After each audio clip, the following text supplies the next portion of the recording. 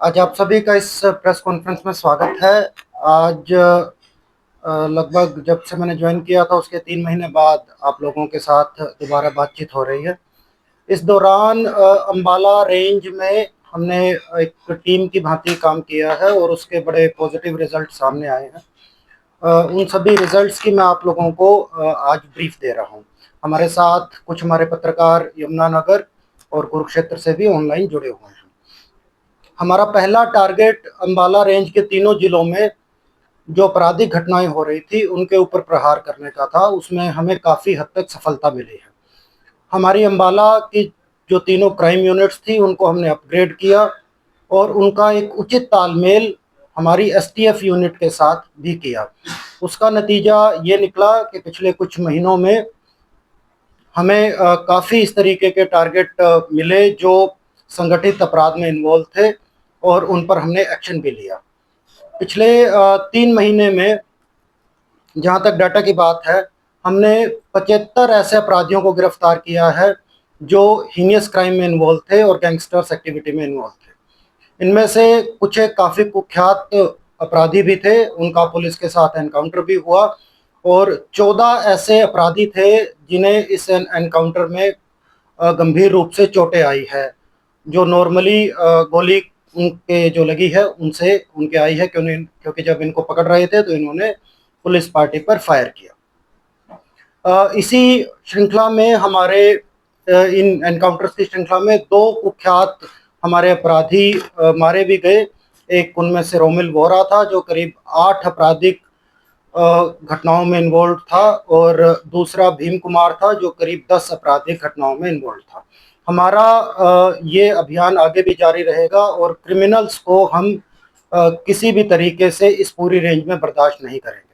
आप लोगों के माध्यम से मेरा ये भी अनुरोध है कि इस मैसेज को आप ज़्यादा से ज़्यादा तरीके से फैलाएं, क्योंकि विदेश में बैठे हुए कुछ क्रिमिनल्स यहाँ पर हमारे कुछ युवाओं को भ्रमित करते हैं और जब ये युवा अपराध की दुनिया में आ जाते हैं तब जैसा कि आपने देखा कि सबका अंत बुरा ही होता है और उसके बाद ये विदेश में बैठे हुए क्रिमिनल्स इनको पूरी तरह से सपोर्ट करना छोड़ देते हैं और ये किसी भी काबिल नहीं रहते। इन्हें बड़े बड़े लुभावने वादे दिए जाते हैं कि आपको हम लोग विदेश ले जाएंगे, आपको हम लोग लाखों रुपए देंगे, पर अगर सच्चाई की बात देखें तो ना इन्हें इस तरीके का कोई पैसा दिया जाता है और ना ही बाकी कोई किसी तरीके का वादा पूरा किया जाता है, बल्कि ये इनको एक शिकार की तरह इस्तेमाल कर रहे हैं यहाँ पर डर का वातावरण फैलाने के लिए।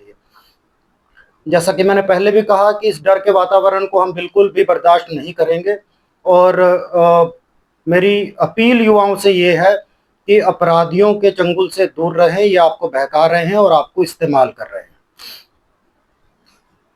इसके साथ साथ अपराध पर नियंत्रण करने के लिए हमने हमारा टेक्निकल सर्विलांस है उसको अपग्रेड किया है। तीनों जिलों में मिलाकर 690 नए सीसीटीवी कैमरे लगाए गए हैं। इसके अतिरिक्त 230 सीसीटीवी कैमरे अभी यमुनानगर जिले में और लग रहे हैं। इनका रिजल्ट ये निकला है कि जो भी आपराधिक घटना अब हो रही है उसको हम बहुत जल्दी ट्रेस भी कर रहे हैं और कुछ एक आपराधिक घटनाएं इन कैमरेज के लगने की वजह से उनका बचाव भी हो रहा है। अगर आप देखें तो पिछली जो घटनाएं हैं उनमें 10 से 15 दिन के अंदर इन सभी टेक्निकल सर्विलेंस की वजह से हमने उन केसेस को ट्रेस किया है और अपराधियों को गिरफ्तार किया है। अमूमतः जो छोटे अपराध हैं ये देखा गया है कि ये बड़े अपराधों को जन्म देते हैं और सभी अपराधियों का अगर आप देखें तो पहले वो किसी छोटे अपराध में लगा था, उसके बाद वहां से उसने अपने आप को बड़े अपराध में अपग्रेड किया है। तो इस तरीके के जो संगठित छोटे अपराधों के अड्डे चल रहे थे उन पर एक तरीके से प्रहार किया है और पिछले कुछ दिनों में अगर मैं सिर्फ डाटा की बात करूं तो हमने स्पेशल टीमें तीनों जिलों में बनाई थी। जुए सट्टे के इस तरीके के जो अड्डे चल रहे थे उनमें 90 व्यक्तियों को हमने गिरफ्तार किया। उन पर जो ऑर्गेनाइज्ड क्राइम है उनकी धाराएं भी लगाई गई है ताकि उनको जल्दी से बेल ना मिले। इसके साथ साथ 224 व्यक्तियों को अवैध शराब बेचने में और 225 व्यक्तियों को एनडीपीएस नशीले पदार्थ बेचने में भी हमने अरेस्ट किया है।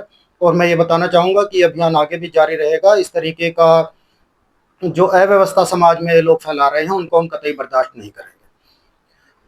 सड़कों पर न केवल अपराधी बल्कि बाकी भी लोग जो एक अव्यवस्था फैलाते हैं उनके खिलाफ भी एक ड्राइव हमने चलाई। और इस तरीके के व्यक्ति जो विदाउट नंबर प्लेट की मोटरसाइकिल चलाते हैं, काले शीशे की गाड़ियां चलाते हैं या अपनी मोटरसाइकिल से आवाज़ें निकालते हुए जाते हैं, इन पर काफ़ी सख्ती पिछले 1 या 2 महीने में हमने दिखाई है। उसका रिजल्ट ये निकला है कि 9,400 चालान हमने ऐसे व्हीकल्स के किए हैं जो विदाउट नंबर प्लेट थे, तीनों जिलों के मिलाकर।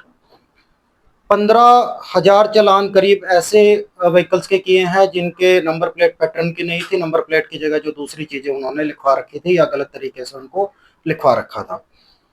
करीब 4,500 व्हीकल्स टू व्हीलर्स पर ट्रिपल राइडिंग के उनके चालान किए हैं। 675 व्हीकल जो शराब पीकर गाड़ी चला रहे थे, ड्रंकन ड्राइविंग के, उनके किए हैं। 540 व्हीकल्स जो गाड़ियों पर ब्लैक फिल्म लगाकर चल रहे थे, उनके चालान किए हैं। 380 ऐसे व्हीकल्स जो अपने व्हीकल पे लाल या नीले रंग की ये बत्तियां लगा रहे हैं व्हीकल के अंदर या बाहर, उनके चालान किए हैं। और 455 के करीब जो बुलेट मोटरसाइकिल पर पटाखे बजाते हुए चलते हैं, उनके हमने चालान किए हैं। ये इस तरीके से सिर्फ ये जो अव्यवस्था फैलाने वाले चालान्स हैं उनकी मैं बात कर रहा हूँ। ये करीब करीब 30,900 के करीब इस तरीके के व्यक्तियों के खिलाफ हमने कार्रवाई की है। अवैध हथियार एक बहुत बड़ी समस्या है, उस पर भी हमने प्रहार किया है और 78 व्यक्तियों को पिछले 3 महीने में अवैध हथियार रखने के जुर्म में हमने गिरफ्तार किया।